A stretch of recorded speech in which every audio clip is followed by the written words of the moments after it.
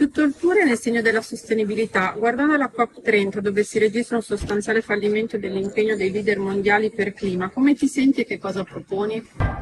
Ma io sento che la pressione debba salire dal basso, perché i leader mondiali cercano consensi e quindi costringere i leader mondiali a occuparsi di questo si può fare attraverso la pressione, la comunicazione, l'informazione, l'istruzione, la diffusione di notizie vere, non la propaganda, non i dogmatismi, ma cercare soprattutto di puntare un faro sulle cose che si possono fare, sui progressi della tecnologia, sulle azioni da intraprendere.